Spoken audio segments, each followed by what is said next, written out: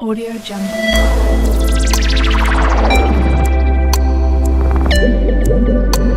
Audio Jungle. Bismillahirrahmanirrahim. Assalamualaikum. How are you my dear students? जैसा कि मैंने hydrocarbons का चैप्टर स्टार्ट कर रखा है, आज उसी सिलसिले में हम अल्केन्स को बाकायदा तौर पे स्टार्ट करने जा रहे हैं। सबसे पहले हम स्टार्ट करेंगे प्रिपरेशन ऑफ अल्केन्स, हम देन उनकी रिएक्टिविटीज़, उनकी फ़िज़िकल प्रॉपर्टीज़ और आखिर में हम इन्हीं अल्केन्स के रिएक्शंस को भी स्टडी करेंगे। सबसे पहले आज मैं प्रिपरेशन को स्टार्ट जब करूँगा तो दोबारा आपसे वो सारी बातें करूँगा जो मैं नॉमेनक्लेचर ऑफ अल्केन्स में भी आपसे डिस्कस कर चुका हूँ। सबसे पहले हमने ये देखना है कि अल्केन्स की प्रिपरेशन हम कौन कौन से मेथड से कर सकते हैं। उसी सीरीज़ का आज पहला रिएक्शन मैं आपके साथ डिस्कस करूँगा। उस रिएक्शन का नाम है hydrogenation of unsaturated compounds.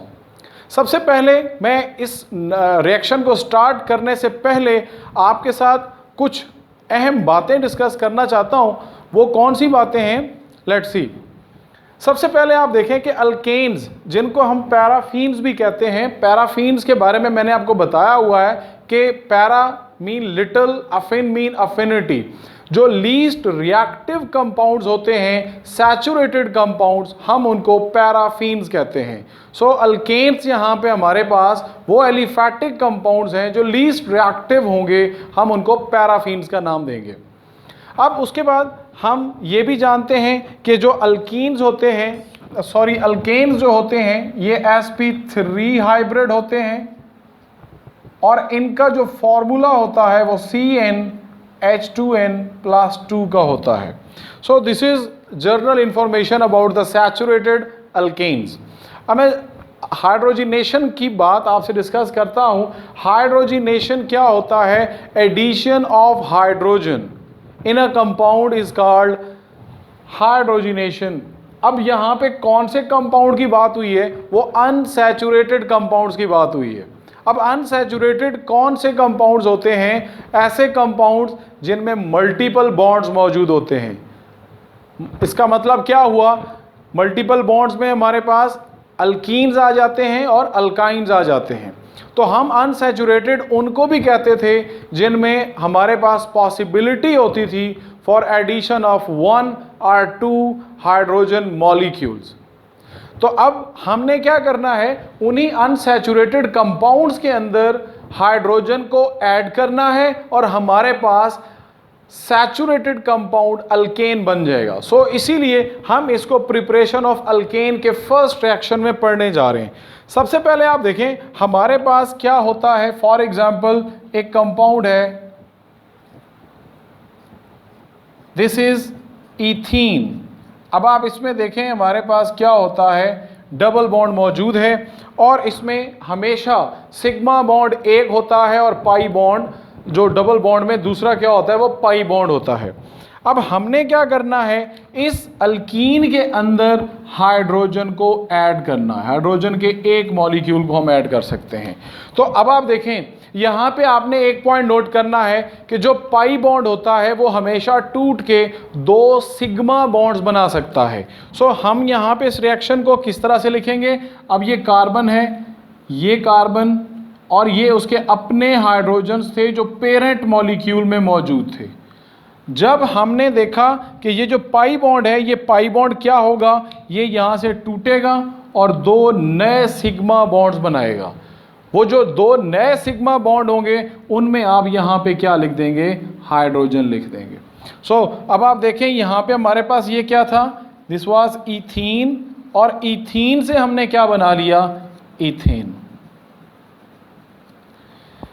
Hopefully ये पॉइंट आपका क्लियर हुआ होगा। अब हम देखते हैं कि ये जो हम रिएक्शन कर रहे हैं अनसैचुरेटेड से सैचुरेटेड में जाने का, इसके लिए कंडीशंस क्या हो सकती हैं। तो उसकी कंडीशंस में मैं आपको बताता चलूँ। ये आपको हर रिएक्शन की कंडीशंस का पता होना चाहिए, ये आपको याद रखनी पड़ेगी। कंडीशंस क्या होती हैं? इस रिएक्शन के लिए हम लोग कैटलिस्ट यूज़ करते हैं। हम अगर निकल को यूज करते हैं तो हमें साथ में टेम्परेचर देना पड़ता है 200 to 300 डिग्री सेंटीग्रेड। इसी तरह हम एक और भी कैटलिस्ट यूज कर सकते हैं, वो कौन सा हो सकता है, प्लैटिनम हो सकता है, वो प्लैडियम हो सकता है, लेकिन वो आपको किस पे करना पड़ता है, रूम टेम्परेचर पे हम उसका रिएक्शन उसकी मदद से कैरी कर सकते हैं। So that's why this reaction is also called catalytic hydrogenation. अब ये जो प्लैटिनम और प्लैडियम होते हैं तो आपने याद रखना है ये नॉर्मली हम यूज नहीं करते क्योंकि ये एक्सपेंसिव होते हैं।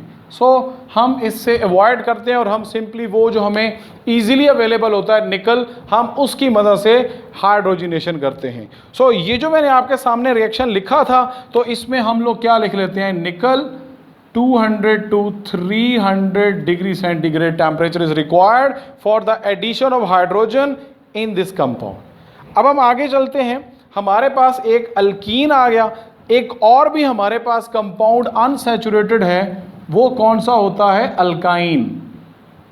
आप देखें जिसमें ट्रिपल बॉन्ड मौजूद होता है, तो इस केस में इसका नाम क्या हो गया, इथाइन।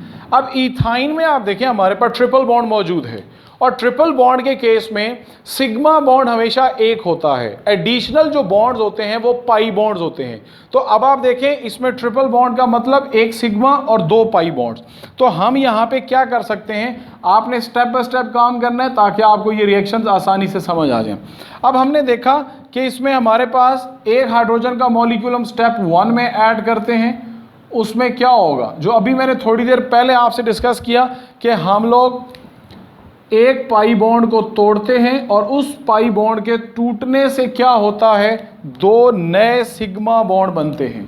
तो आप ये देखें, ये हमारे पास सिग्मा बॉन्ड दो बन गए, ये वाला पाई बॉन्ड टूटा और दो सिग्मा। नौ हमने इथाइन से क्या बना लिया, इथीन। तो आपने देखा इथाइन के अंदर जब 1 मॉलिक्यूल हाइड्रोजन ऐड होता है तो वो इथीन बनता है।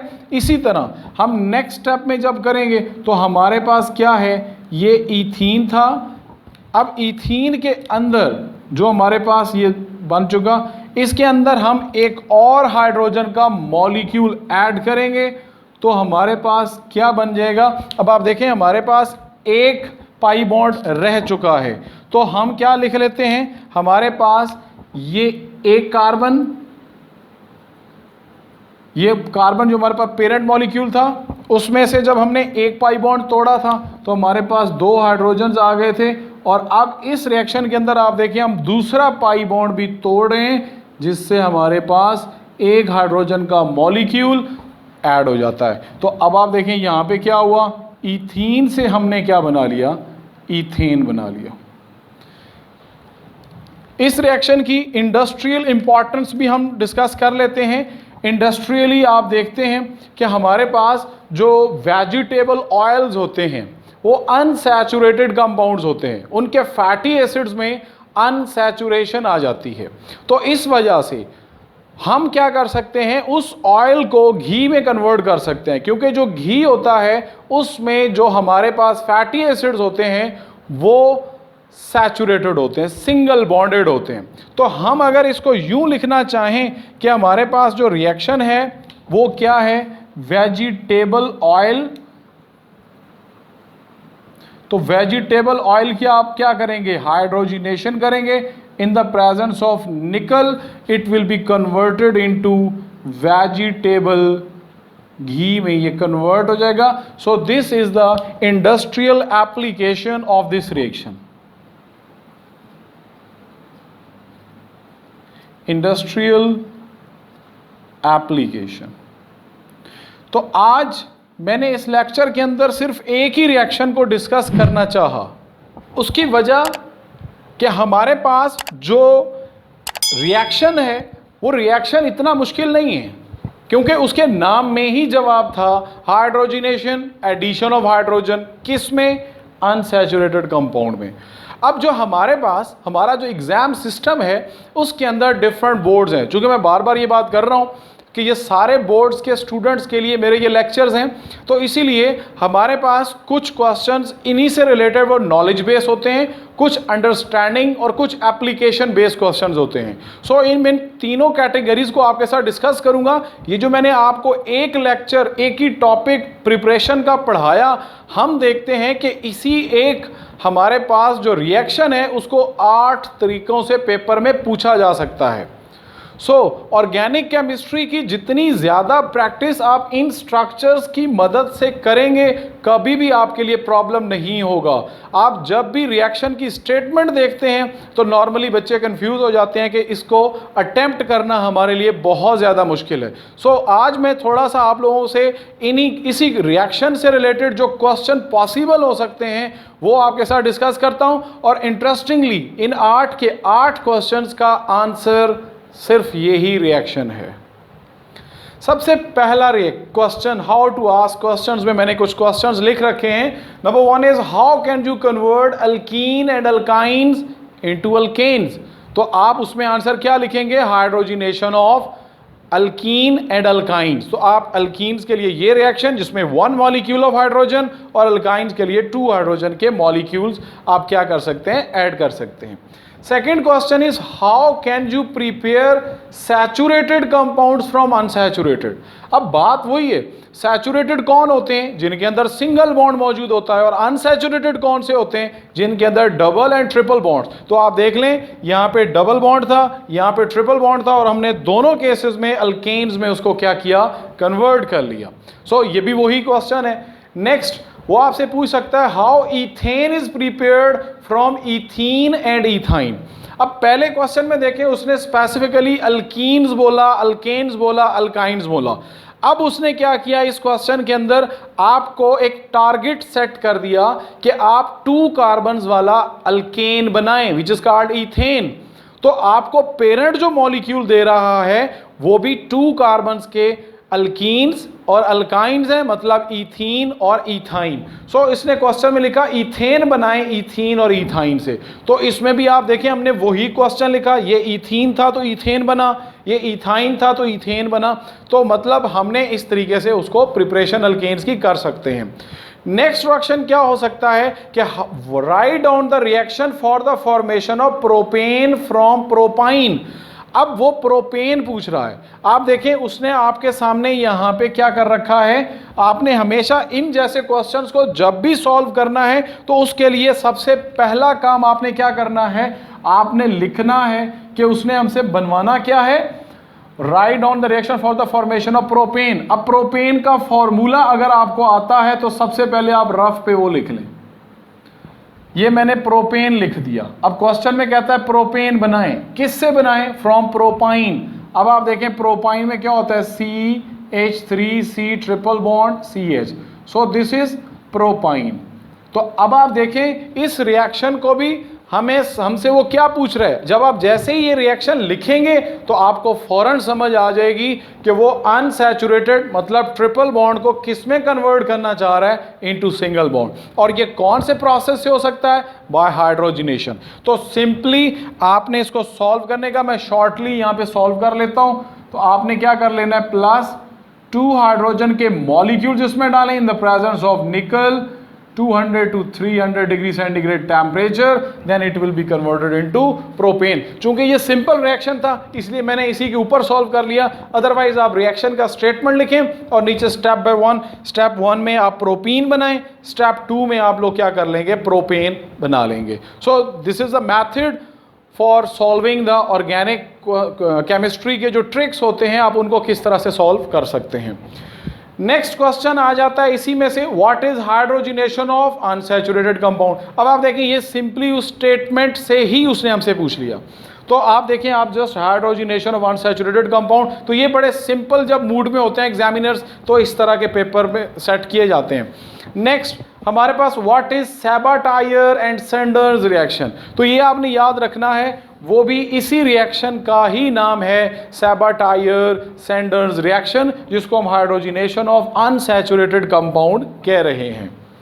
तो उस केस में भी आपने यही चीज लिखनी है। Next, how vegetable ghee is prepared from vegetable oil. तो फिर इस हाउ का आंसर आप क्या देंगे? Catalytic hydrogenation. तो आप देखें हमने हाइड्रोजिनेशन की मदद से ही वेजिटेबल ऑयल को किस में कन्वर्ट किया? वेजिटेबल घी में। और लास्ट क्वेश्चन है हमारे पास, write down the industrial application of catalytic hydrogenation. अब इंटरेस्टिंगली इसमें कोई हिंट आपको नहीं मिल रहा इंडस्ट्रियल एप्लीकेशन, कि इंडस्ट्री में कौन सा रिएक्शन होता है कि आप कैटालिटिक हाइड्रोजिनेशन करें। तो उस केस में भी आपने ये वाला वेजिटेबल ऑयल का जो इंडस्ट्रियल एप्लीकेशन मैंने बताई, ये आपने क्या करना है, उस रिएक्शन को लिखना है। So this is all about hydrogenation of unsaturated compound, जिसका दूसरा नाम क्या है? सेबाटायर्स-सैंडर्स रिएक्शन। तो होपफुली ये जितने क्वेश्चंस मैंने लिखे आप ये क्वेश्चंस अपने पास नोट करें, और इसी तरह की एक्टिविटीज़ जितनी ज़्यादा आप करने की कोशिश करेंगे तो इंशाल्लाह ऑर्गेनिक आपके लिए आसान होना शुरू हो जाएगी। हम इसको टू दी पॉइंट समझने के लिए तो पढ़ते हैं, लेकिन अटेम्प्ट करने के लिए पेपर में कुछ इस तरह के क्वेश्चंस आया करते हैं। अपना बहुत ज़्यादा ख्याल रखें। Thank you so much. अस्सलाम वालेकुम व रहमतुल्लाह व बरकातुहू।